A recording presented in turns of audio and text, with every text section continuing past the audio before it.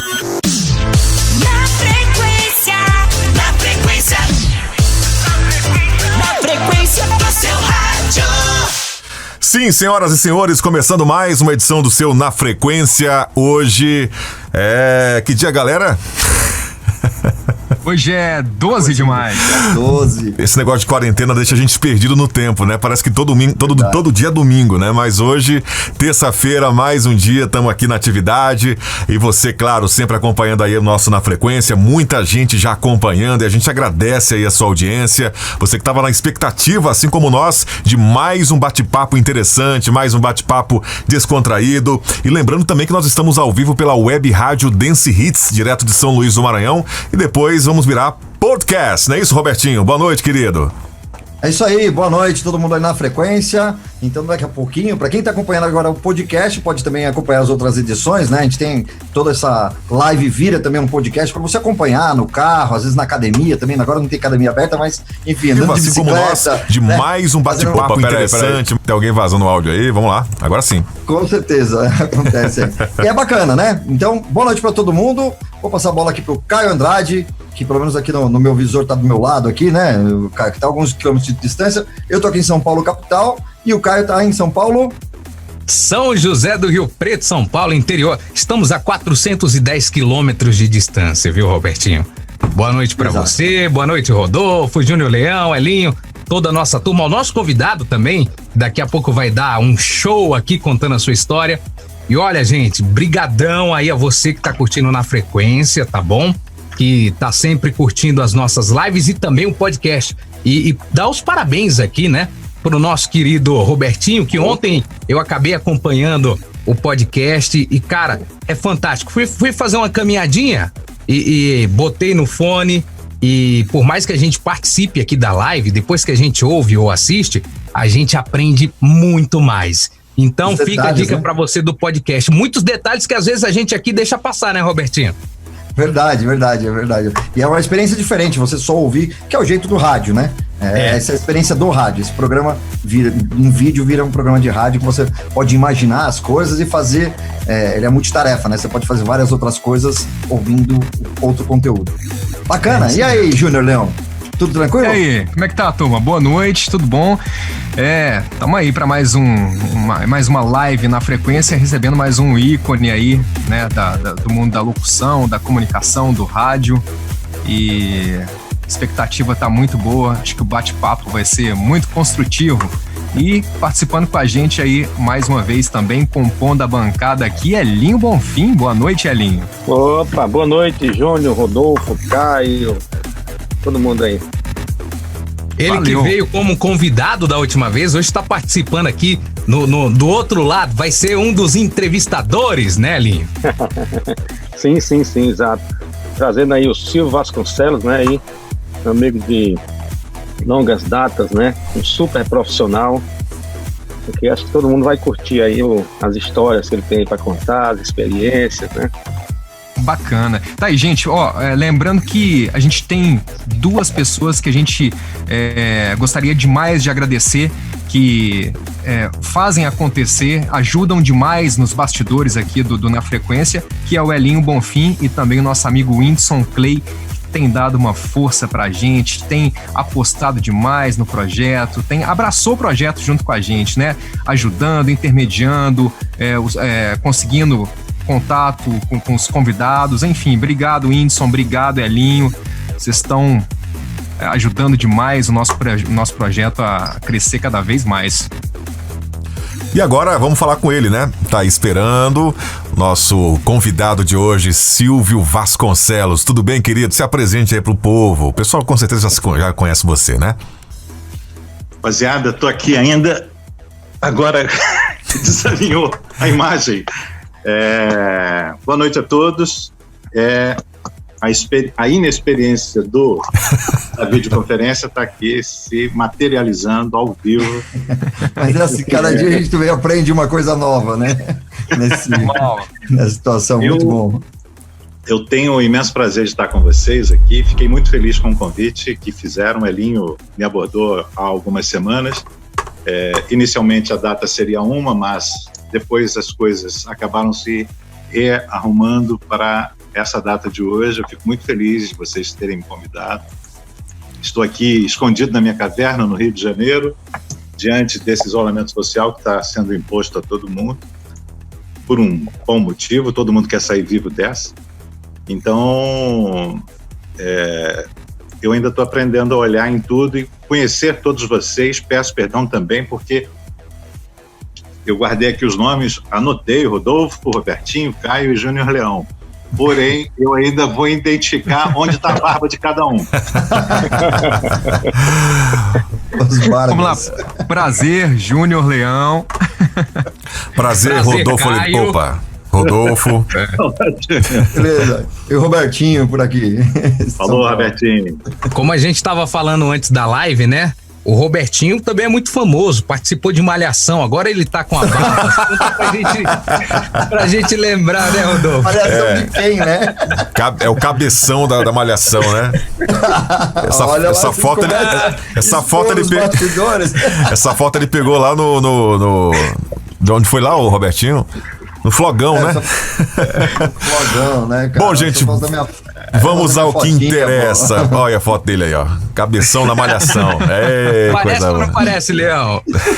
Idêntico. Olha aí, ó. Isso mesmo.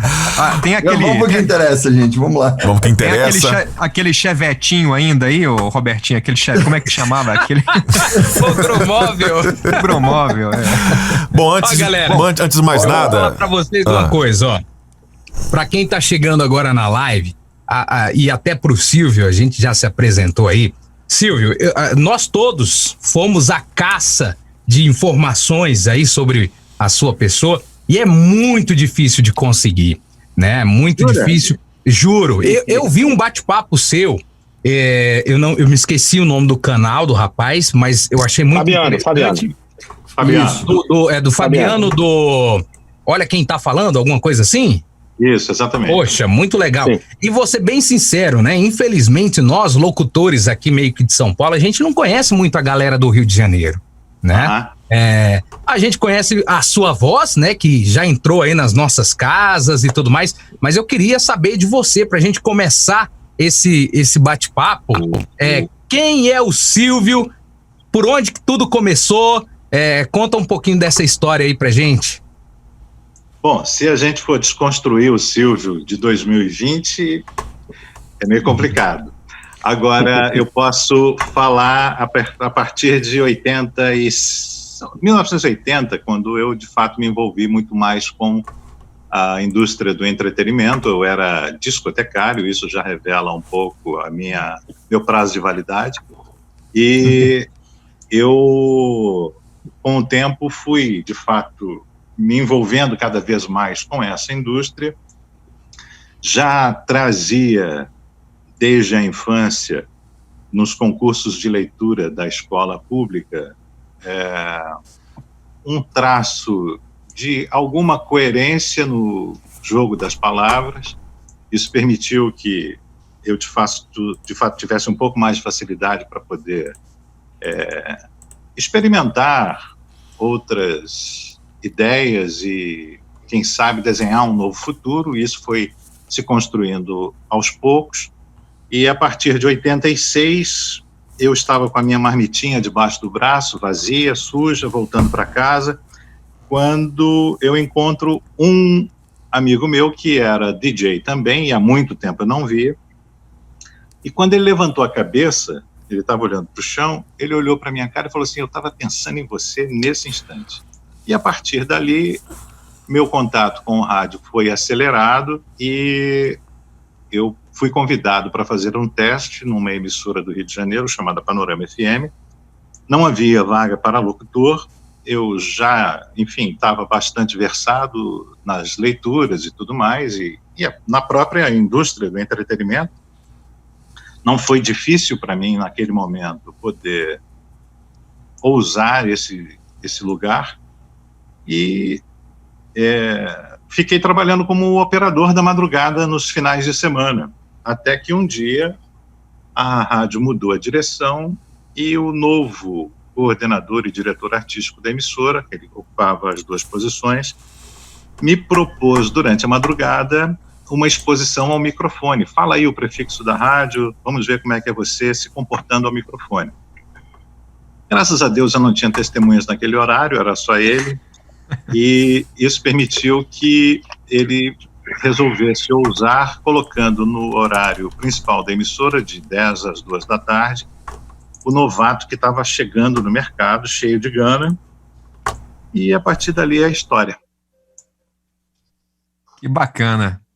E então essa foi a primeira FM, a Panorama, a Rádio Panorama, era do Rio de Janeiro capital mesmo, do interior? A rádio especificamente tinha uma concessão de exploração de frequência num município adjacente ao Rio de Janeiro, que era Nilópolis. Porém, a antena ficava no Sumaré, junto com as outras emissoras, por força justamente da melhor mirada do sinal para a cidade. Isso fez com que o próprio dono da emissora também ousasse, na época. Nós fomos a primeira emissora do Rio de Janeiro a usar o DAT. Nós substituímos as cartucheiras, na época, pelo Digital Audio Tape, e a partir dali também teve uma mesa Soundcraft, aquelas coisas todas que foram surgindo. A mesa Gate foi sendo aposentada, e a gente estava num playground ali, experimentando muita coisa naquele momento, todo mundo engatinhando ainda, tentando oferecer um novo modelo de programação, de emissora de rádio, e ao qual a minha personalidade, a minha maneira de lidar com a informação acabou me permitindo justamente abrir essa senda aí, né? E a partir dali, 3 anos depois, eu fui convidado, em 89, para trabalhar na Rádio Jornal do Brasil AM, né? Que era uma emissora já de 50 anos na época, né? Foi muito importante, transmitiu o discurso de Hitler, por exemplo, convocando para a guerra. Então, eu passei 2 meses enfurnado no arquivo sonoro da Rádio Jornal do Brasil, tentando me nutrir de toda a salvaguarda para não fazer merda no ar, e isso fez com que eu fosse pedir demissão no primeiro final de semana trabalhando na emissora. Então foi meio traumatizante essa história. Assim, me parece que a Rádio Jornal do Brasil já era uma rádio assim que você gostava bastante, que você admirava, né? Então foi uma oportunidade bem interessante de fazer parte dessa equipe.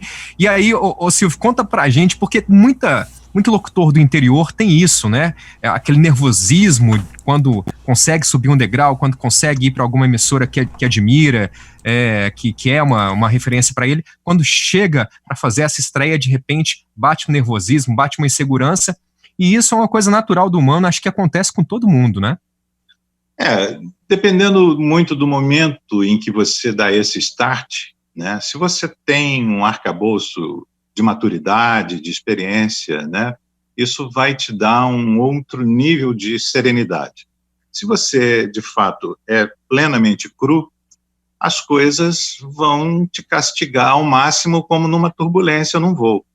E isso vai fazer com que você chame todos os santos para tentar passar aquele maremoto. E como é que você fez para superar isso?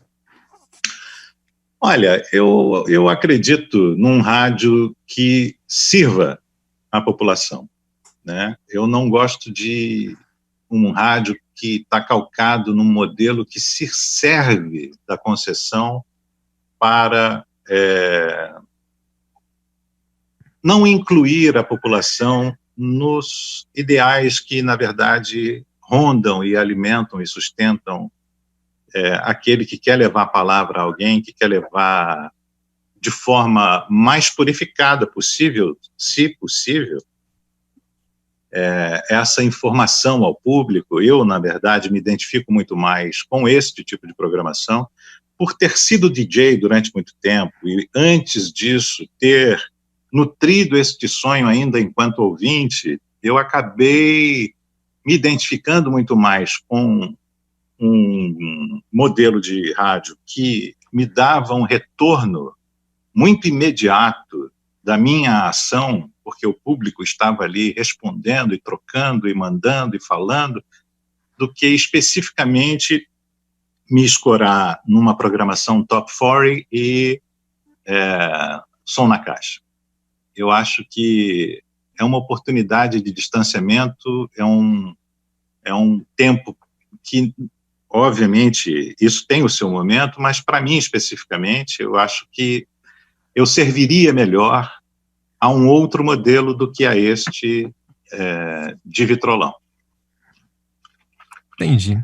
Então, foi por isso que você decidiu a pedir a demissão, assim, no primeiro final de semana da emissora? O que houve?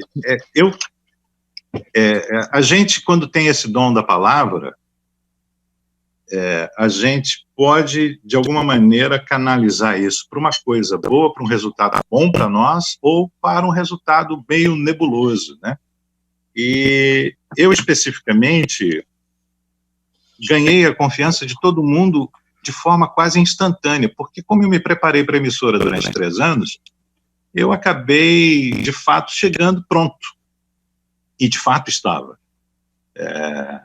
Porém, à medida em que o teu estado de consciência, que o teu espírito vai assentando na mesa, na cadeira, e as notícias vão evoluindo e te trazendo desafios de informação, você daqui a pouco... Foi uma transição muito rápida. Eu saí de uma rádio Gillette Press, uma rádio que colava notícia de jornal na lauda, para uma rádio que, na verdade, era o estômago do dragão ali produzindo fogo. E isso, se você não está preparado para essa transição instantânea, tendo consciência, você fala assim, caralho, eu estou na vidraça, né? E isso faz com que você se preocupe tanto e fique tão prisioneiro da forma, porque a rádio tinha uma pompa e circunstância que você precisava respeitar, você acaba caindo em pequenas armadilhas da mente e você vai ficando sem ar, porque a adrenalina vai subindo. Isso é meio complicado. Eu não estava preparado para essa transição instantânea, estava felicíssimo pelo convite, e como quebrei a confiança das pessoas que, de fato, acreditaram em mim naquele momento, eu me senti num dever moral de pedir demissão, mas eles não aceitaram. Logo, se eu não me engano, acho que 7 dias depois, ou na quinta-feira seguinte, já te chamaram de volta, você retornou lá à rádio, conseguiu dar essa volta por cima, né? E depois foi para Portugal também. Conta um pouco dessas passagens. Em Portugal foi uma situação que estava muito atrelada a um momento pessoal que eu estava vivendo de divórcio, e isso fez com que eu tentasse preservar naquele momento o capital profissional que eu já havia conquistado. Eu já havia adentrado num mundo que me dava bastante visibilidade e espaço no mercado publicitário. Eu já explorava bastante essas possibilidades e oportunidades, mas o emocional estava bastante bagunçado e eu, então, um dia trabalhando, recebo um convite para trabalhar em Portugal. Eu instantaneamente pedi demissão, fui me resguardar em Portugal por 9 meses e pari um outro Silvio depois disso. Foi para a Rádio Você Cidade? foi para onde? Eu fui para o sul do país, numa região chamada Algarve. É uma região turística, mas tem um turismo que é essencialmente europeu. 65% dos turistas da ocasião em que eu vivi eram ingleses, os restantes eram alemães, e depois isso ia diminuindo, mas sempre em relação aos países da OTAN, especificamente. Mas Portugal tem um fluxo de turistas que é 5 ou 6 vezes maior do que o do Brasil. Então, isso fez com que, na região onde eu estava, eu tivesse contato com uma exposição de um público internacional um pouco maior. E a mentalidade é um pouco diferente do que é encontrada aqui, né? Você tem uma outra circunstância que também fez com que eu tivesse que passar por um processo de aprendizado forte e num curto espaço de tempo, porque você tem que se ambientar a um jogo que já está com a bola rolando, você vai conhecer o teu técnico antes do juiz de jogar no campo, e isso tudo numa época que era 1990, onde o Brasil ainda estava começando a almejar um novo governo, né? Não havia se concluído o primeiro governo do Sarney, na verdade. Sarney teve um mandato só, mas era 89, era um período de grande inflação, depois teve o Plano Collor.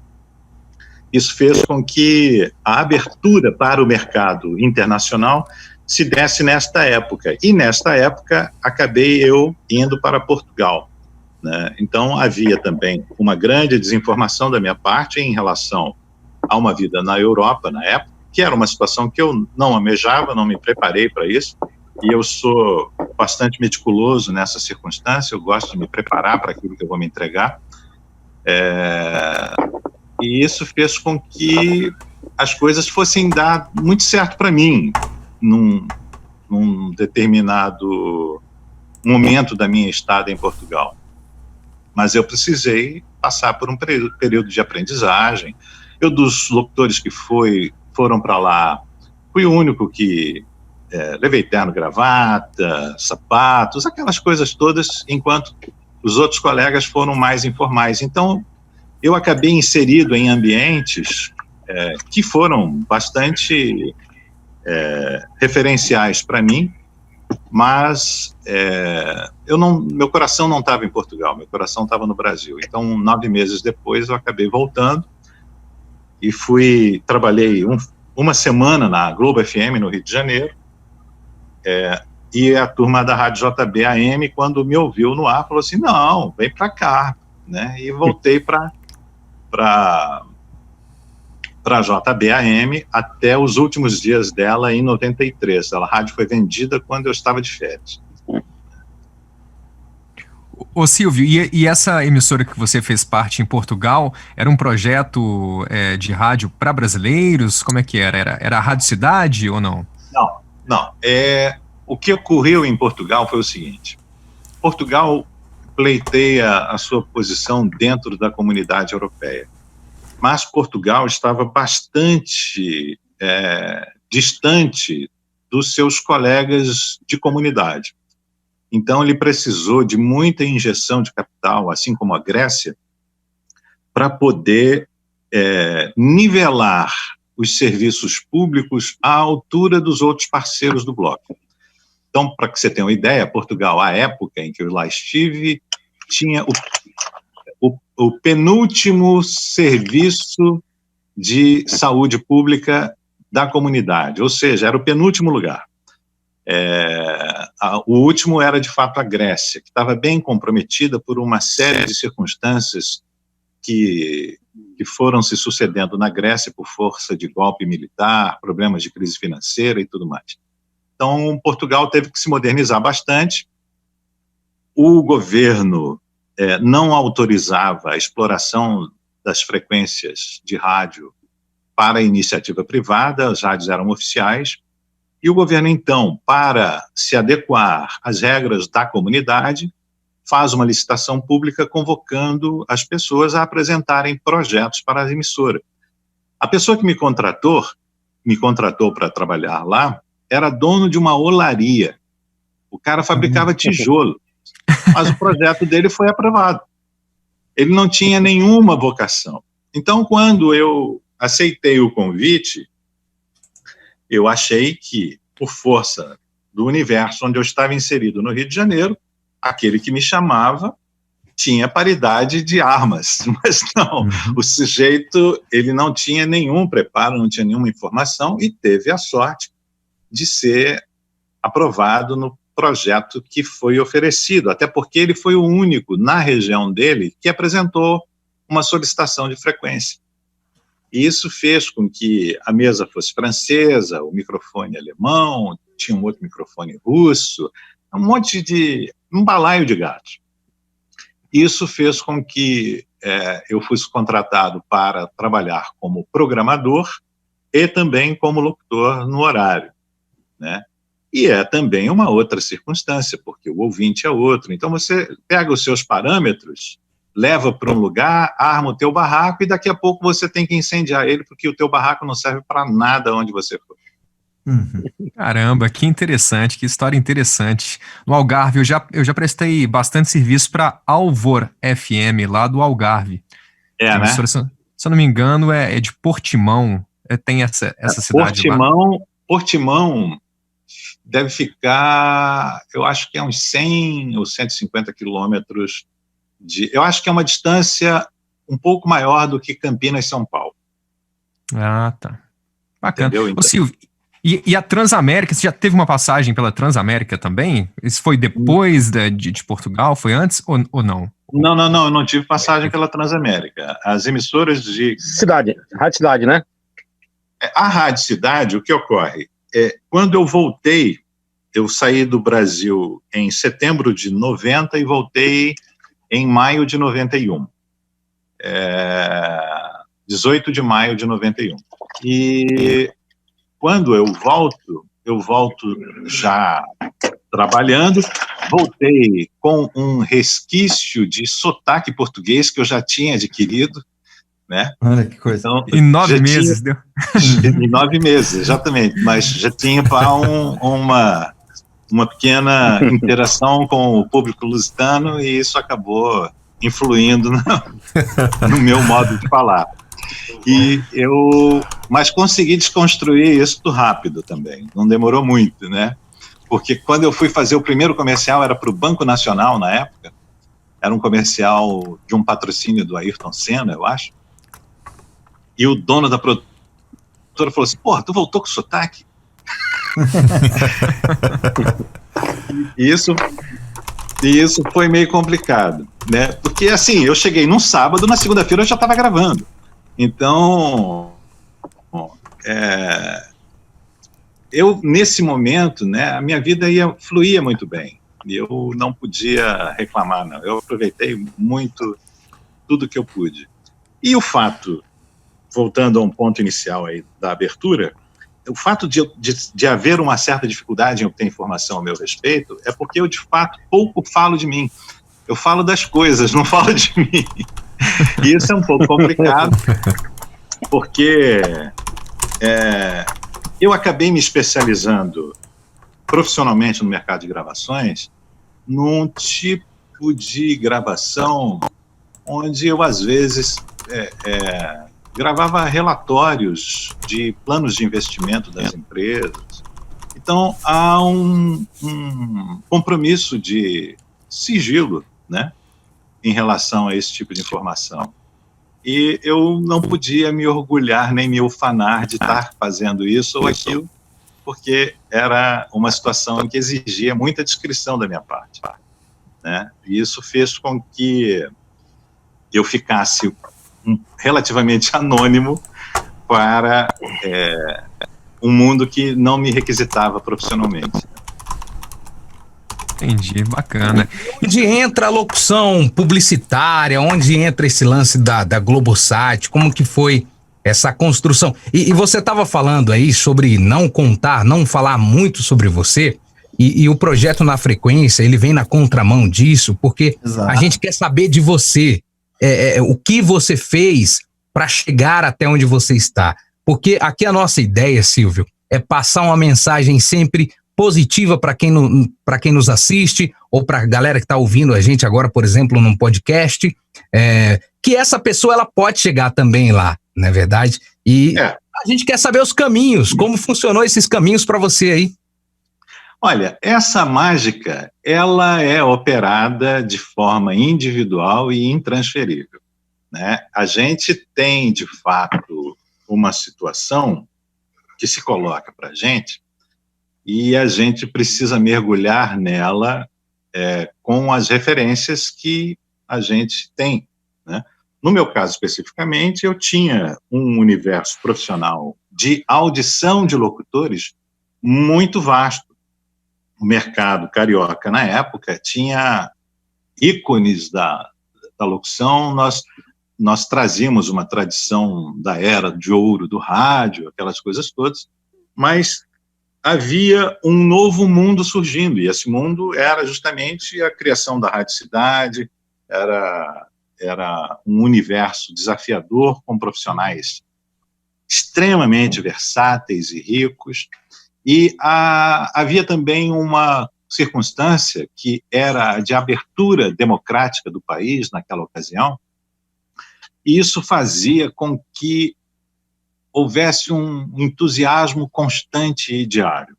Esse contágio positivo acabou moldando um modelo de rádio que ficou indissociado do FM. Então, todos os locutores acabaram, de alguma forma, virando uma cópia carbono daqueles locutores que serviram ao primeiro time da Rádio Cidade.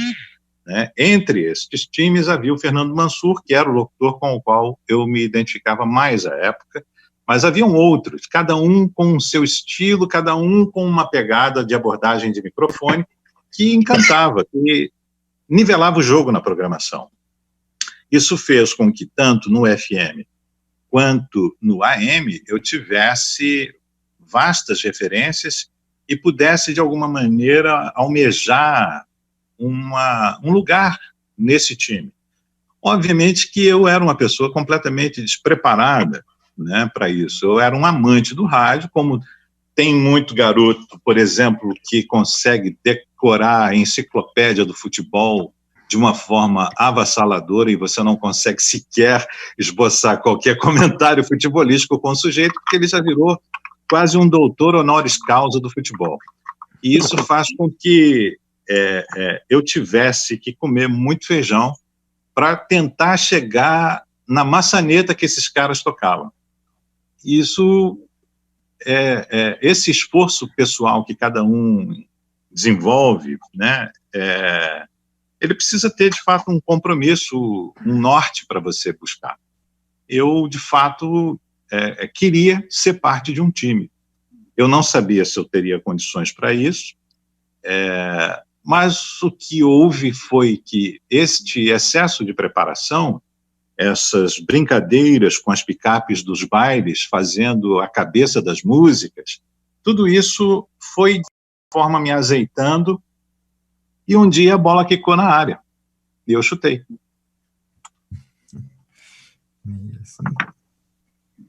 Tá aí, belíssima história aí do nosso amigo Silvio Vasconcelos. Ô Silvio, assim, eu sempre fui muito fã do seu trabalho, né, sempre desde novo ali ouvindo suas chamadas nos canais da Globosat, e assim, eu sempre comentei, sempre, né, comentava com quem estivesse comigo, minha esposa, minha mãe, sempre falei, eu adoro essa voz, é uma voz... Voz marcante, né? Ela é uma voz suave, ela foge daquele padrão de voz padrão de televisão, aquela voz mais aveludada, mais grave, é uma voz leve, é uma voz prazerosa, né? Realmente mesmo, né? É bem marcante mesmo o estilo de locução do Silvio. Muito bom. Eu tive muita sorte nesta época, que, veja, eu cheguei em maio de 91 ao Brasil, vindo de Portugal. Fui trabalhando, tocando a minha vida, fazendo todos os contatos que eu havia desfeito até aquele momento, e em novembro de 91, ou seja, alguns meses depois, 7 meses depois, eu recebi uma ligação de um amigo meu locutor, um grande amigo meu, chamado Vanderlei Gonçalves, e o Vanderlei é dono de produtora aqui no Rio de Janeiro, ele era a voz da Mundial Comando Jovem, e ele estava trabalhando como locutor de chamadas na Globosat. Então, Silvio, uma pergunta. Quantos estilos de voz assim você faz, né? Porque eu lembro que tinha o GNT, né? Você gravava num estilo, né? Sport TV, outro estilo, né? Multishow, né? Aquela coisa já mais agressiva e tal, né? O canal Viva, né? E tinha, assim, as vinhetas da Rádio Cidade, já outro estilo, né? E não sei se você se recorda, eu acredito que acho que no ano 2000, acho que você esteve aqui em Recife, acho que não, foi em Maceió. Nós fomos gravar 2006, umas vinhetas aqui para a 2006. Rádio Jornal, né, que é Isso, sistema 2006, né? Então, isso. 14 anos, um dia desse, né? Então, assim, e não sei se você se recorda, né? Então, assim, às 3h30 da tarde, né, sem almoçar, né, íamos comer um peixe na telha, né, lá em Maceió, e só logo e tal, né? E na hora de gravar, você falou, e aí? Falei, ó, tem um desafio aí que o sistema lá é SBT, então não pode ser nada de Globosat, nada, então, assim, você teve que meio que inventar, né, criar uma nova voz lá, então, acho que facilidade, né, e assim, lembrar quantos estilos, né, você tem de mudar, né, a voz, né. Eu confesso a você que essas coisas, a Globosat, ela me permitiu uma oportunidade valiosíssima, porque eu tinha uma demanda diária de produção que durou mais de 15 anos, num volume de gravações bastante alto, e apesar de eu já ter aí alguns anos gravando no mercado publicitário, onde eu comecei dentro de um estilo compatível à minha faixa etária, era uma coisa mais jovem e tudo mais, eu acabei, diante do que foi evoluindo no mercado de gravações, que você era chamado, às vezes, para fazer um trabalho onde o criativo da agência era um poeta, era um escritor. Então, o sujeito ele tinha uma sensibilidade para o texto que exigia de você alguma flexibilidade na interpretação, às vezes, e isso foi fazendo com que eu fosse recusado em muitos trabalhos, mas também aprendesse a fazer a coisa meio à força em outros. E isso foi permitindo que, humildemente, eu fosse lidando com um tom sob demanda, né?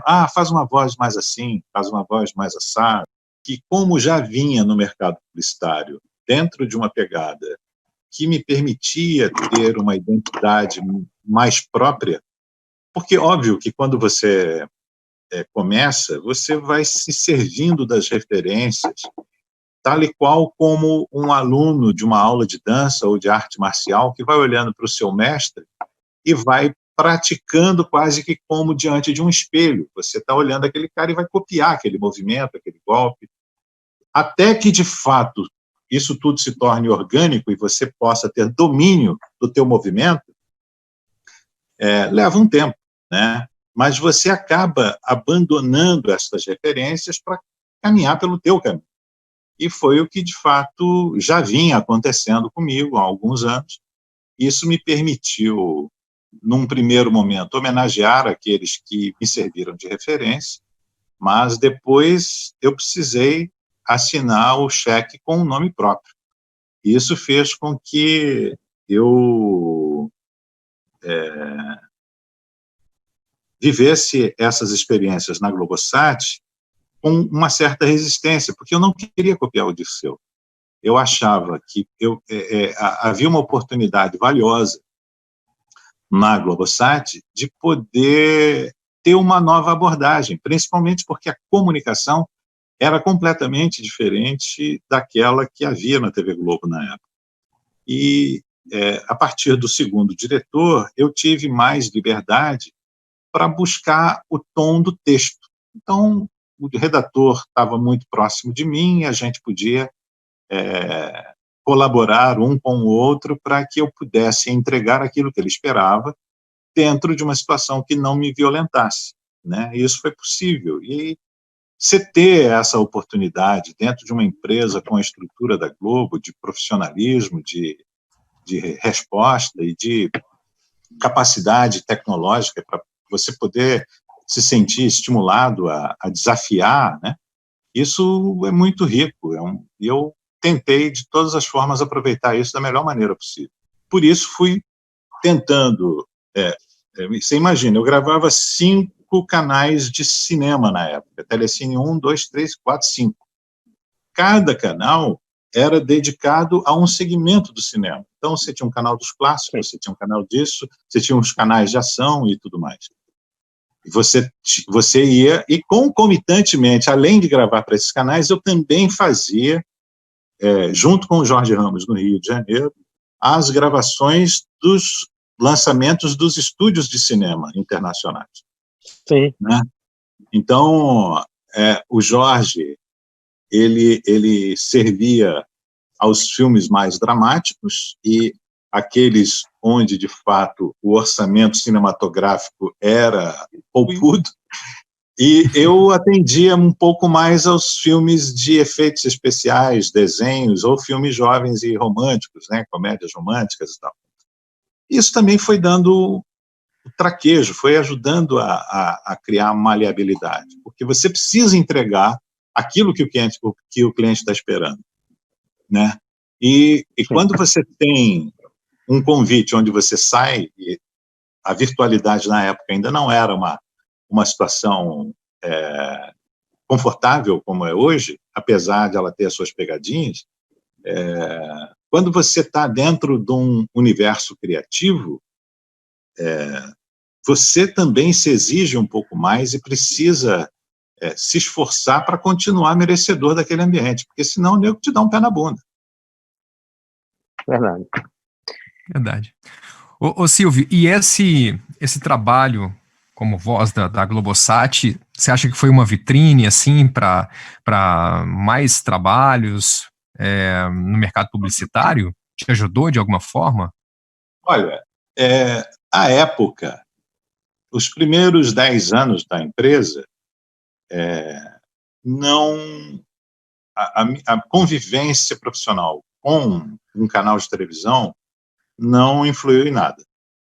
A partir do momento em que, de fato, um maior número de pessoas passa a pertencer à base de assinantes da emissora, você tem uma ideia, em números, eu posso te mensurar isso, no primeiro mês de trabalho na Globosat, a Globosat tinha 1.000 assinantes. Esses 1.000 assinantes eram a rede hoteleira no Rio de Janeiro. Quando eu saí da Globosat em março de 2018, a Globosat tinha 18 milhões de assinantes. E isso fazia com que, havendo 3 habitantes em cada assinatura, esse número ultrapassasse os 50 milhões. Então, às vezes, eu soltava um pigarro e alguém me conhecia. E teve assim, alguma chamada que foi a mais marcante? Bota algumas aí, Júnior, com ele. Tem algumas chamadas, né? Bota aí pra ele escutar. Tem aí é com o Rodolfo, né? Tá com os links aí, Rodolfo? Agora é com o Robertinho, né? Eu tô aqui só... Verdade. Ele que tá comandando... Para que vocês tenham uma ideia, como isso é difícil de responder, depois que eu saí da Globosat, uma rede de TV me pediu um currículo. E eu nunca tinha feito um currículo na vida. E acabei, então, fazendo esse currículo. E eu tinha esses números por estimativa, né? Juntando tanto a minha vida no mercado como autônomo, mais a quantidade de chamadas que eu gravei, vinhetas de rádio para algumas emissoras do país e tudo mais, eu estimo que eu tenha um registro de voz de cerca de 89 mil chamadas. Então, não dá para você, em 26 anos... Hoje, obviamente, eu tenho 30 e poucos anos de profissão. Mas a Globosat tem 28 anos, 29 anos agora. Então, não dá para, nesse tempo, como eu gravava para vários canais, eu gravava, às vezes, 20 chamadas por dia. Você imagina isso de segunda a sexta-feira, né? Então, assim, havia... Eu acho que a chamada mais importante é aquela que te garante a vaga, né? Legal, então, realmente. Houve situações, por exemplo, teve uma situação em que o diretor-presidente da emissora precisava gravar uma chamada a 1h da manhã de um sábado para domingo, porque ele teria que viajar com esta chamada editada ainda na madrugada de domingo, porque o voo dele era internacional no próprio domingo. E o meu coordenador me ligou e falou: Silvio, você está acordado? Eu falei: estou. Né? Você pode gravar um negócio para mim? Posso. E o negócio chegou em 5 minutos para ele. Né? E o diretor que estava ao lado dele falou assim: mas ele tinha estúdio? e eu entreguei aquilo que esperava. Né? Então, quando você entrega aquilo que alguém espera, é uma marca que você obtém. Né? Eu, de fato, tive a felicidade de fazer isso, tanto que um amigo uma vez brincou comigo, ele falou assim: você deixa as pessoas mal acostumadas, porque na época eu fui praticamente o precursor no Rio de Janeiro para ter um estúdio dentro de casa. Isso teve vários motivos, mas as pessoas, quando eu comuniquei a elas que eu tinha uma cabine de locução dentro de casa, muitos tentaram me jogar no descrédito, até porque isso se tornava uma ameaça para dono de produtora, porque como eu poderia ter um estúdio e eu iria quebrar uma relação de serviço, de fornecimento. Então começou a se criar tanto fantasma em torno disso. Eu falava assim: eu não sou seu concorrente, eu sou a sua sala virtual, né? E isso Sim. Eu tentei de todas as formas tranquilizar. Isso era 2001. Eu gravo em casa desde 2001. Mas eu, durante a última metade da década de 90, fiquei instalando modem na casa de publicitário. Fiquei sugerindo às pessoas de usar softwares de comunicação, e o primeiro deles para Mac era o First Class, que era um software canadense, que era usado como intranet nas emissoras e também nas próprias agências de publicidade, onde era possível você compartilhar em tela gráfica imagem e som. Então você mandava foto, mandava áudio, que era a característica do Mac na época, que o Windows não conseguia entregar.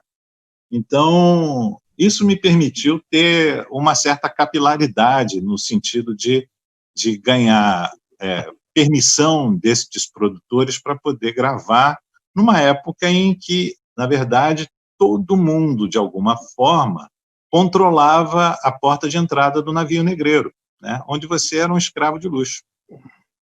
Eu não sei se é a voz do Silvio, eu acho que deve ser, não sei se ele fazia todos os oferecimentos, mas também não sei por quê. A primeira vez que eu assinei uma TV por assinatura em 2002, que eu botei lá na Multishow, e tinha uma chamada que na hora que eu ouvi aquilo me impactou, que era uma chamada do Big Brother Brasil, aquele momento antes do Big Brother Brasil, que acabava na Globo e começava na Multishow. Big Brother Brasil, oferecimento Blackbuster. E não era ele. Não é você, Silvio? Não era ele, não. Ele não gravava os oferecimentos. Quem que era essa voz? Só a chamada. Olha, nós tivemos alguns locutores do chamado OPEC, né? Que alguns foram mais transitórios que outros, né? O Alexandre Tavares era a voz que durante muito tempo gravou, eu não sei nem se ele ainda grava, mas o Alexandre era uma destas vozes que eu me lembro, mas teve o Mário Esteves, teve outras pessoas que... Aliás, o Mário Esteves não, estou confundindo, mas o Alexandre foi o mais assíduo, né, dentro desse tipo de gravação de rabichos de oferecimento.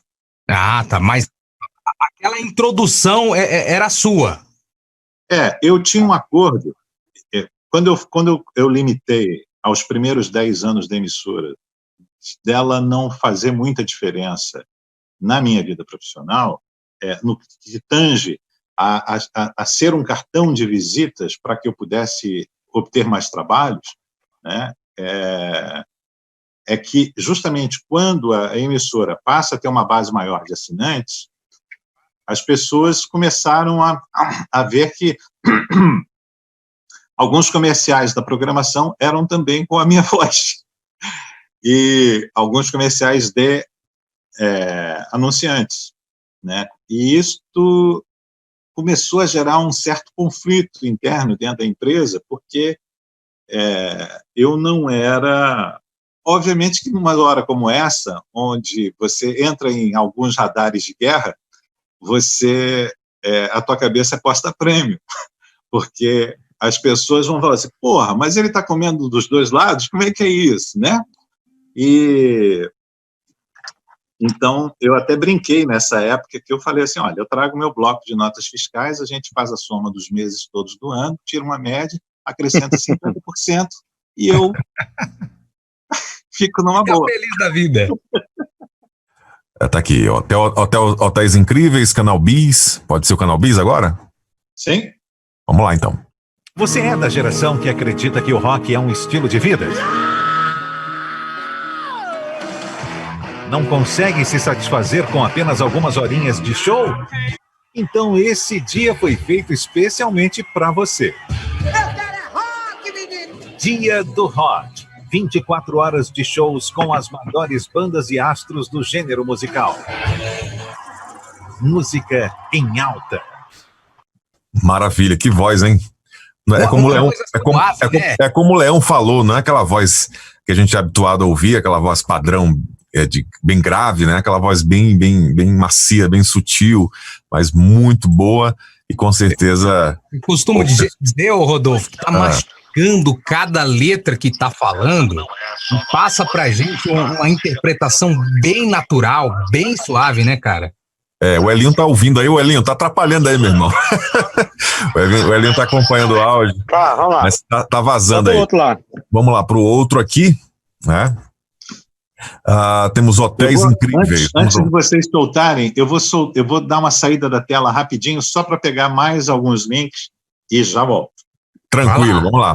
Vamos ouvir Hotéis Incríveis. E não, vamos aqui, o Brasil visto de cima. Vamos lá. Lugar acima de tudo bonito por natureza.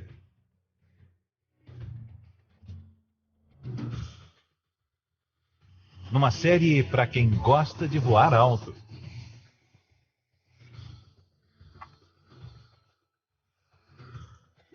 Brasil visto de cima. De segunda a sexta, 10h30 da noite, no Mais Globosaurus.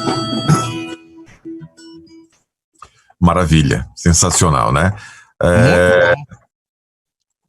Tem outro aí, Elinho? Lugar acima de tudo bonito por natureza. Beleza, porque eu vou repetir aqui de novo. É isso aí, hoje tá tenso, né? Mas tá bom demais, o pessoal tá participando aqui, mandando, inclusive, perguntas. Já que eu consegui colocar os áudios aqui, vamos aproveitar também e colocar as perguntas aí do pessoal, né, que tá interagindo com a gente. Tem pergunta aqui do Marcelo B1 de Brasília. Boa noite, amigos do Na Frequência. Cada semana uma celebridade de alto nível e hoje não poderia ser diferente. Silvio Vasconcelos, que honra, que felicidade em assistir essa live com esse ícone da comunicação.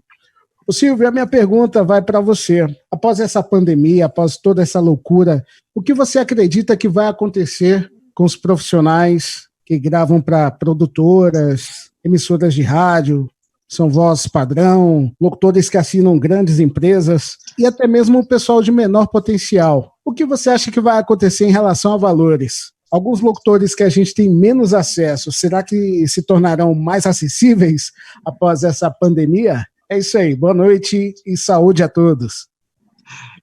Muito obrigado pelas palavras. É um desafio a gente tentar construir um futuro dentro desse cenário. Futurologia é um exercício furado para todo mundo, principalmente quando a gente não domina a história, né? E, no caso em questão, eu acho que já existe uma transformação há muito tempo que permite que as pessoas fiquem totalmente desafiadas a uma realidade profissional que vai provocar mudanças extraordinárias e monstruosas em muitos lugares do mundo, né? A gente, por exemplo, tem no Brasil a decisão do próprio Grupo Globo de acabar com a Rádio Globo de São Paulo no próximo dia 31 de maio agora. Então, é uma rádio AM que disputou com as outras de forma acirrada, e essa situação, devido à pandemia, ela vai exigir um realinhamento de inteligências para poder fazer o mundo funcionar de uma maneira em que todo mundo possa ser incluído nele. Perdão, não será fácil.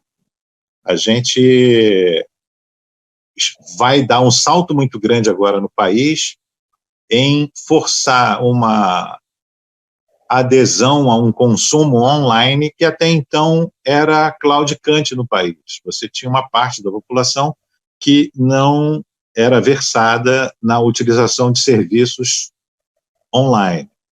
Você hoje tem um aumento exponencial de vendas de eletrodomésticos e outras mercadorias por força da pandemia. O próprio exercício de ir à loteria fazer um jogo da Mega Sena agora é online. Então, isso ganhou um salto grande por força do isolamento social e dos bloqueios que estão sendo impostos em muitas cidades.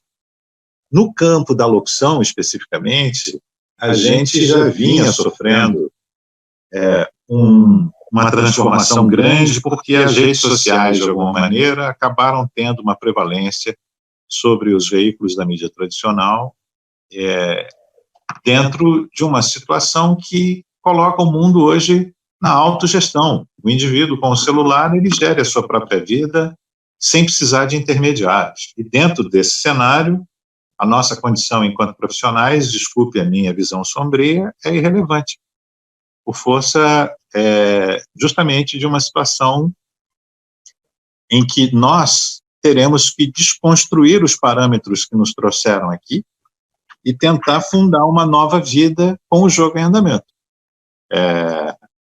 Há uma demanda grande por conteúdo, nós precisamos nos ajustar a isso, mas o rádio e a própria televisão mesmo, a própria Globo teve que se adaptar e criar um produto para disputar com Netflix e com o Prime da Amazon. Então, a Globoplay hoje tem um nível de acesso e demanda extremamente alto, que vai, de fato, centrar o usuário do serviço cada vez mais diretamente a estas empresas, sem precisar de um tradutor, de um intermediário. Isso nos coloca numa situação desafiadora, porque, de fato, aquele que tentou explorar a sua condição de medalhão até aqui, ele vai continuar medalhão. Ele não precisa se desconstruir tanto, mas ele vai precisar de mais maleabilidade para lidar com as transformações que estão provocando todo mundo, porque a fila anda, né? Verdade. Ô Silvio, participando com a gente aqui, o Thales de Mileto, que é um grande locutor também ali do interior de São Paulo, Vale do Paraíba, né? Ele está falando que realmente você conversa, você interpreta como ninguém, né? Literalmente não locuta. Parece que você está contando histórias. E ele está perguntando onde foi a sua escola de interpretação, onde você busca inspiração técnica, ou se é natural mesmo. Essa situação, quando você tem um time em campo, né? Como é que você fala assim? Como é que eu vou entrar nesse jogo, né? Na época, a gente fazia isso, o que tinha relevância cultural para mim na época era ir aos bailes no final de semana. Eu morava numa região pobre, era essencialmente industrial à época, tinha um resquício industrial, porque a fábrica havia fechado, e a única diversão era você ir ao baile funk no final de semana, né, que na verdade na época não era funk, era uma discoteca, né? E aí você tinha que elaborar toda uma situação de dança, de roupa, porque havia um código de vestimenta, né? As pessoas, para entrar naquela época, ainda se usava a exigência de sapato, de calça de brim ou de tergal, enfim, tinha toda uma circunstância. Eu estou com 56 anos, que exigia de nós algum nível de comportamento. Isso era tão real que a bebida, à época, ainda era servida em garrafa de vidro. Cavaleiro não brigava em público, assim, então tinha toda uma situação de cortejo na hora até da própria sedução, né, que era antiquada hoje, né? E isso exigiu de mim essa situação, porque eu estava numa condição muito inferior no sentido de almejar algo que estava muito acima do degrau da escada que eu estava, né? E eu precisei, de fato, elaborar um plano de salto. Esse plano de salto, obviamente, centrou-se na minha condição pessoal. O que eu era capaz de oferecer? O que eu era capaz de oferecer serviria a quem? Então, você precisa começar a se fazer uma série de perguntas, porque dependendo dessa calibração da vela no veleiro, você pode adernar o barco. E eu precisei, de fato, fazer um plano de voo que fosse racional, dentro de uma base que eu, de fato, pudesse ser verdadeiro e íntegro nela o tempo inteiro, que eu não precisasse mascarar nada, porque, de fato, nós não conseguimos isso. O sujeito pode enfeitar o pavão, mas na hora H ele vai se revelar, né? E eu tentei, de todas as maneiras, ficar fiel àquilo que eu conseguisse entregar. Era muito limitado à época, mas eu fui tentando agregar valor, eu fui tentando aprender, né? E cada um me ensinou muito a fazer isso. Eu era um pentelho. Os locutores, quando me viam, falavam assim, puta merda, lá vem aquele mala, porque eu era aquele cara que fazia perguntas, mas as perguntas que eu fazia, elas não estavam no campo profissional, elas estavam no campo do desafio, né? Elas estavam no campo da existência. Isso permitiu, de fato, que eu pudesse ter uma atitude não só perante... Oi? Tem algum áudio vazando aí, pessoal. Então isso acabou fazendo com que a minha preparação passasse muito mais pela existência do que pela preparação profissional, que foi, na verdade, com a bola rolando, né? Não, esse tom tá errado, não, você tá cantando aqui, não, então você vai ajustando isso, opa, pera lá, deixa eu caber nessa roupa, né? E não há, de fato, assim, uma experiência transferível como um pendrive, né? Você vai, de fato, adquirindo isso diante do teu campo de observação. Então, como observador, eu tentei ser o mais agnóstico possível. Eu não tive uma preferência. Eu me identifico. Não, eu me identifico com tudo, eu estou aberto a tudo. E é o que eu, na verdade, tento trazer até os dias de hoje, né? Óbvio que isso... Eu acho que a vida pessoal e a vida profissional, ela vai se misturando com o tempo.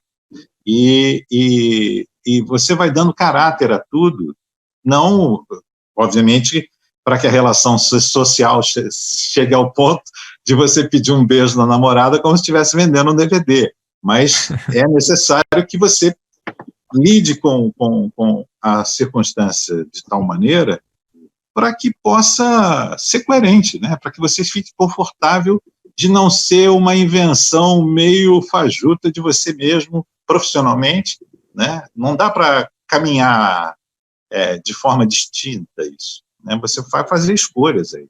Você tem responsabilidades, principalmente gravando de casa. Eu gravando de casa, tive momentos aqui que eu tive vergonha das escolhas que fiz e confessei isso nos jantares com as filhas, né? E ser pai de 2 meninas e um menino me ajudou também a a ser extremamente desafiado para tentar entender não só o universo feminino, mas também na minha condição de pai. Né? E aí o repertório vai enriquecendo. Você falou que você grava em casa, né, Silvio? O que você usa aí para gravar? Quais são os equipamentos que você usa para gravar aí hoje? Eu tenho eu já tive vários, né? Eu tive essencialmente M-Box, depois eu tive uma interface Firewire, que eu agora... Era uma Duet, da Apogee. Depois eu comprei uma Scarlett, agregada a um Universal Audio 610 MK2, um preamp. Tenho alguns microfones, mas o meu preferido é um Audio-Técnica CL4033. Legal. Dá para perceber que você se amarra assim, em tecnologia, né, Silvio? Você está sempre ligado, até pelo que você comentou de ser pioneiro em montar um home studio. Eu no início, chega um momento que você precisa ficar mais leve na caminhada, né? E eu hoje me desobrigo a estar extremamente atualizado com a última NAB que tem. Né? É difícil, né? Fica uma situação em que, na verdade, você está em que turf que você está? Qual é a corrida de cavalo que você quer participar? Né? Isso aconteceu também com a música, né? Uma namorada que era tão fã de Michael Jackson que eu falava assim, caralho, ela sabe até da cueca do cara. Então, eu tive, de fato, muita avidez no início para tentar estar mais informado possível, principalmente porque eu precisava sinalizar uma tranquilidade aos donos de produtoras de que a decisão que eu estava tomando, ela estava ao par e passo daquilo que eles mesmos haviam construído até ali. Então, era preciso dar a eles uma resposta à altura, e quando eles começaram a receber meu áudio, eles perceberam que eu não estava de brincadeira, e isso permitiu que eu, de fato, as pessoas ficassem até mal acostumadas, me mandavam textos da sexta-feira, mas para entregar na segunda, porque o cara já sabia que durante o final de semana, em algum momento, eu ia fazer uma gravação, com ou sem sotaque de botequim. Ó, Silvio, você... Ô, Leão, rapidinho, só segurando aqui, o Flávio Faria tá com a gente na live, e ele fez a seguinte pergunta: Silvio, o diploma e o apadrinhamento são problemas em relação ao talento? Pois muitos bons profissionais estão espalhados por todo o Brasil e não têm oportunidade ou são excluídos dos grandes centros, mas sem relação a merecimento, porque o cara que estudou, pagou e tem o seu direito, mas nem sempre tem o talento. Diz aí. Olha, eu particularmente não tenho diploma, especificamente, né? Eu tenho diversas lacunas no meu conhecimento que, sob o rigor científico, eu viraria meramente uma bactéria num canto de uma sala.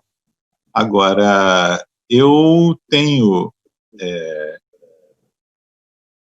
a certeza de que você precisa, de fato, estar muito preparado para quando te chamam para jogar.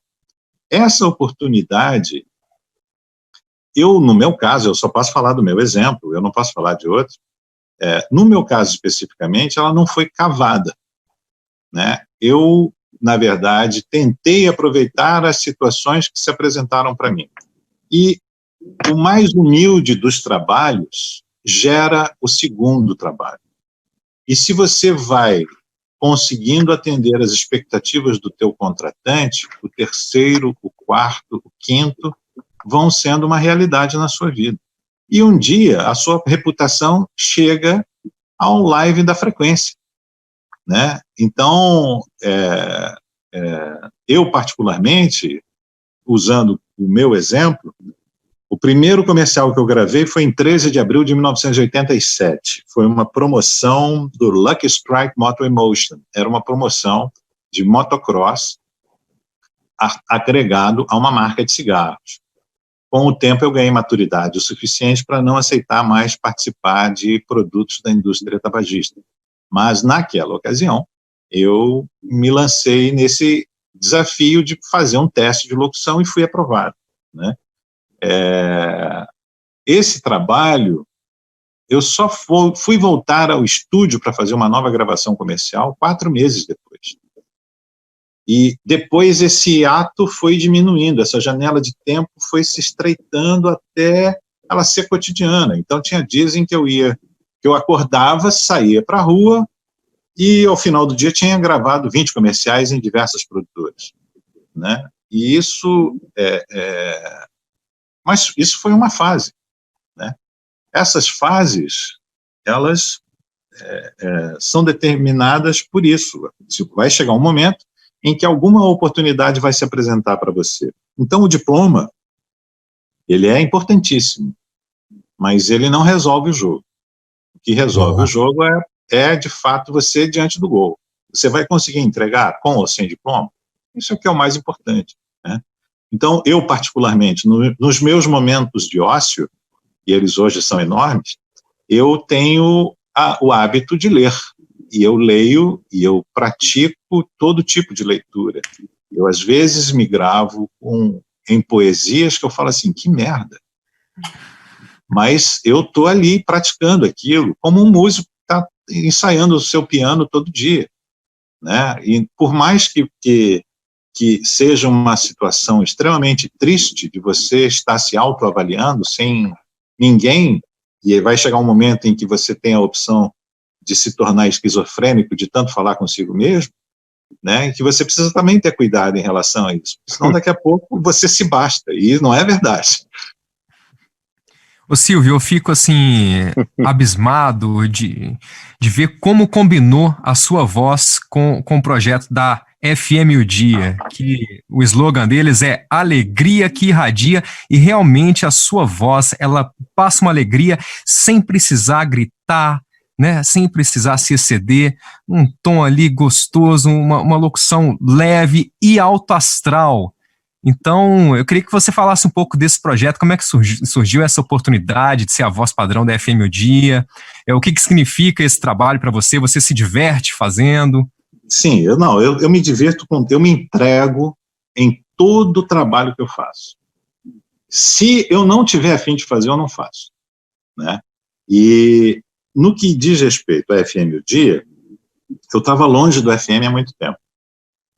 E eu estava tão longe do FM que eu nem era mais ouvinte de FM. E a minha vida tinha mudado, o meu radar tinha ido para um outro escopo da vida, né? E eu acabei ligando para um amigo meu para me informar. Falei, e aí, como é que estão as coisas? Né? Mas assim, foi uma situação extremamente desinteressada, né? Eu só queria saber das novidades, né? Pô, Silvão, quanto tempo, bababá. E eu falei, não, cara, eu tô tão por fora que eu não sei mais como é que é o rádio hoje, né? Quem são as pessoas, quem é que tá mandando, quem não tá mandando, né? E ganhei ali uma pequena aula do meu colega e me despedi, normalmente, né? No dia seguinte o telefone tocou. Era justamente o coordenador da FM O Dia, que era o Markson, e o Markson queria conversar comigo, né? Porque ele soube, por A mais B, que eu estava disposto a voltar para o rádio. E se deu assim. Eu não fui assim, eu não planejei uma coisa, vou abordar fulano que criará a ponte para ciclano. Não. Eu só fiz uma ligação para bater um papo com um colega que há muito tempo eu não falava com ele. E quando surgiu o convite, fui para lá. O Eloy de Carlo era o locutor de chamadas da época. Me fizeram uma proposta, eu aceitei a proposta, porque foi assim, tiro e queda. Eu saio da emissora na Rua do Riachuelo, na calçada ainda do prédio da FM O Dia, eu pego o telefone e ligo para o Eloy. Falei, Eloy, deu-se o seguinte, e falei com a Eloy, olha, aconteceu isso, isso e isso, eu aceitei a proposta, eu estava de fato envergonhado, mas me fizeram uma proposta e eu acho que nessa hora é necessário haver uma cortesia profissional entre os colegas, quando não se constrói a derrubada de alguém, e não foi o caso, e eu então liguei para o Eloy, e ele falou, Silvão, isso é assim mesmo, não sei o quê, bababá, mas eu sempre tive essa preocupação em tentar não pisar no terreno de ninguém. É óbvio que já havia alguém ocupando aquele trono, né? Mas a emissora me fez um convite, eu achei a proposta interessante, contrapropus, obviamente, houve uma pequena conversa em relação àquilo que estava me oferecendo, e eu então passei a ser exclusivamente um locutor de chamadas da programação, né? Fazendo a parte promocional da emissora, onde faço até hoje, e tentando dar o meu melhor, apesar da idade. Ah, não, mas com certeza deu certo, viu? Porque é um trabalho magnífico e é uma emissora que conquistou não só o Carioca, mas o Brasil inteiro, né? FM O Dia virou uma grande referência hoje no Brasil inteiro. É uma rádio realmente muito diferente, muito alegre, muito descontraída, muito viva. Nós temos uma frequência em parceria em Belém e outra em Manaus, né? Além disso, eu também presto serviço para a Litoral FM, no Espírito Santo, e gravo algumas coisas para a Tarde FM em Salvador, né? Além de uma rádio que eu, infelizmente, esqueci, Diário, no interior de São Paulo, acho que Ribeirão Preto. Isso, Ribeirão Preto. Eu não sei se ainda estou com a minha voz aí nela, mas já gravei para Bauru também, já gravei para a capital de São Paulo, enfim, já gravei para Porto Alegre. Tem um histórico bacana aí, né? Cada uma num estilo, obviamente, mas todas explorando essa veia que vocês fazem muito melhor que eu aí. Imagina. Ô Silvio, pra galera que tá assistindo a gente, que tá ouvindo a gente no podcast, quer saber mais sobre você, você tem rede social, você tem site, como que faz para contratar a tua voz? Passa aí esse beabá pra galera. Olha, muitos colegas até ficaram frustrados, porque alguns criaram realmente determinados coletivos, né, de banco de vozes e tal, e eu nunca pertencia a nenhum desses bancos, né? Eu sempre fui um franco atirador, eu sempre procurei ter um pouco de solidão dentro desse campo de decisão. Agora, eu tenho as minhas redes sociais, mas eu tenho, de fato, essa dificuldade, como você mesmo experimentou, de poder encontrar informação, né? Eu raramente disponibilizo isso, minhas filhas cobram de mim, pai, por que você está assim? Porque elas ficam, você tem que ter Instagram, né? Eu tenho conta no Instagram há algum tempo e não exploro, ela é uma conta privada, eu não abro ela, né? Eu então tenho o meu site que eu preciso rehospedar em outro provedor, que eu tenho o meu domínio, silviovasconcelos.com, que está completamente capenga, mas é o celular e o WhatsApp. O Elinho pode...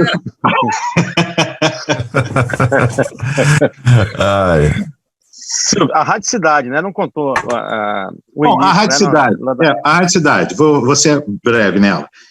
Em 93, em 92, na verdade, me fizeram uma proposta de ser a voz da Rádio Cidade. E haviam diversos locutores do Sistema Jornal do Brasil de Rádio que gravavam para a Rádio Cidade à época. Participavam da roupagem da programação. E quando me convidaram, as pessoas ficaram um pouco chateadas, porque a minha atitude, desde o meu primeiro dia dentro do Sistema Jornal do Brasil de Rádio, foi a de ter uma relação profissional com a emissora, não uma relação de amizade. Então, eu nunca pedi um ingresso, nem uma camisa, nem um chaveiro da emissora. E eu agi assim porque eu queria ter independência para poder dizer não sempre que possível. Isso fez com que, quando me convidaram para fazer o teste na Rádio Cidade, eu cobrasse para ser a voz da emissora. E o coordenador, que estava muito mal acostumado à época, falou assim, nossa, mas você vai falar para todo o Brasil? Eu falei, eu já falo, né? E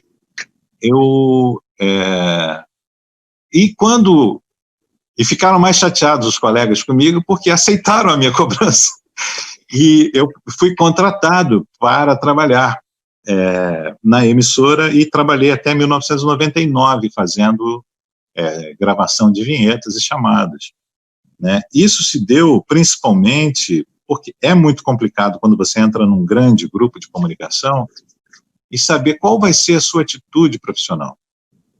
E a minha, como eu tinha uma condição muito humilde à época e precisava galgar posições, eu tinha ambição, eu tinha vontade de crescer, de construir a minha vida e de sustentar meus filhos também, obviamente. Eu, então, me recordo que a minha carteira eu tinha acabado de entregar ao meu coordenador na Rádio JB-FM, AM, depois deles me garantirem assim, não, aquele vexame que você deu está tudo certo, pode vir, vem ficar com a gente. E quando eu entreguei a minha carteira de trabalho para a assinatura e eu caminho para o corredor, o chefe dos operadores me chama no canto e fala assim, olha, tem um contato publicitário da rádio que está precisando fazer uma gravação para uma concessionária e a gente gostaria de gravar com a sua voz. Você pode ajudar ele? Eu falei, qual é o cachê? Ele, não tem cachê. Eu falei, desculpe, então não tem trabalho, né? E essa situação é muito delicada, principalmente quando você está começando num lugar onde você não conhece ninguém, né? E eu sempre tentei, de alguma maneira, tentar angariar respeito por aquilo que eu dou, né? Não por aquilo no que diz respeito à contratação, à relação profissional. Isso só me favoreceu. É óbvio que isso te deixa um pouco mais solitário no início, você aparentemente tem menos amigos ou amiguinhos, mas é do jogo, né? E isso fez com que eu tivesse essa relação profissional com a Rádio Cidade. Eu era um locutor da casa numa emissora, mas cobrava para trabalhar na outra. É o lance da valorização, né? Hoje eu, inclusive, falei para um amigo, se você não valoriza o seu trabalho, os outros não vão valorizar. Então você está dando uma aula de como se valorizar a voz, de como se valorizar aí o trabalho, e isso é muito bacana. Confiança é sexy. Se você não abusa dela, você fica tesudo. É verdade. Bom, gente. Ô, Silvio, pra gente fechar, com mais uma pergunta aqui do Thales, o que consome a sua audiência hoje em dia? Uma rádio, um podcast, um canal de televisão? O que mais que te agrada, o que mais você consome sua audiência hoje? Hoje, especificamente, eu sou muito mais leitor do que falador. Nós estamos em tempos bastante desafiadores e eu acho que eu sou ainda um anão para esses novos tempos que estão chegando. E isso exige de mim um compromisso de tentar usar a lupa que eu cultivo há tanto tempo e tentar, de alguma maneira, construir um novo caminho. Eu não optei pelo podcast porque, como fui precursor de muita coisa lá atrás, financeiramente eu daria um tiro no meu pé se fizesse o meu trabalho de graça como podcaster, né? E isso, então, eu descartei já lá atrás, ou até mesmo o vídeo também nunca foi a minha atração específica. Eu tive várias oportunidades para isso. Então, óbvio que parte das minhas escolhas, apesar delas parecerem exitosas para vocês, elas também me penalizaram bastante. Porque quando você faz algumas escolhas muito específicas, você perde espaço, né? E eu acabei perdendo muito espaço profissional justamente por não querer fazer mais determinado tipo de trabalho ou projeto, ou de ter uma relação profissional que pudesse ser abusiva por parte do contratante, né? Quando você passa a trabalhar por conta própria, dentro de um universo que você desconstrói, né? Porque a nossa indústria é uma indústria de relações e a gente precisa construir novas relações o tempo inteiro. Isolados em casa, nós perdemos muito com isso. E é muito complicado você tentar caminhar na crista da onda o tempo inteiro. Eu sou desejoso de que a gente possa realmente superar esse momento de crise econômica diante da pandemia, mas eu desviei tanto da pergunta que eu acabei nem sabendo para onde eu estou indo agora. Silvio, campanha política você não grava, né? Eu até lembro a última que você gravou, mas você decidiu não gravar mais, né? Campanha política, né? Foi justamente isso. Foi justamente isso que eu até comentei há pouco, no que diz respeito a eu conversar com as minhas filhas no jantar. Eu estava fazendo uma campanha política no Rio de Janeiro para uma candidata do antigo PFL na época, mas a estratégia de coordenação da campanha parecia tão desleal para mim, no sentido do argumento que adotaram para o tom da campanha. Eu falei assim, eu não quero mais fazer isso, né? E eu vou estar comprometendo a minha credibilidade se eu, de fato, me expor nesse nível. E aí, de uma maneira radical, eu optei por nunca mais gravar. Era um bom dinheiro, mas eu acho que foi desenvolvendo uma consciência existencial em mim, até pela responsabilidade paterna, e por ter duas filhas que me desafiavam bastante intelectualmente, então eu precisei honrar o amor delas. Sim. Mas chegou até rodar nacional, né? Uma campanha do PFL na época, né? Acho que foi a última que você gravou, né? Eu fiz campanhas, eu fiz programas políticos, eu fiz, por exemplo, a campanha do Collor para a rádio, a presidência da República, né? Teve uma série de campanhas das quais eu participei de todo o espectro político, à direita e à ultra-esquerda, né? Nenhuma delas, de fato, a que mais me deixou confortável foi a do Leonel Brizola, que eu tive a oportunidade de conhecer pessoalmente. E conheci em circunstâncias que eram, além de profissionais, teve também uma situação como ouvinte em Portugal, né? E aí você vai diferenciando um estadista de um homem de governo, né?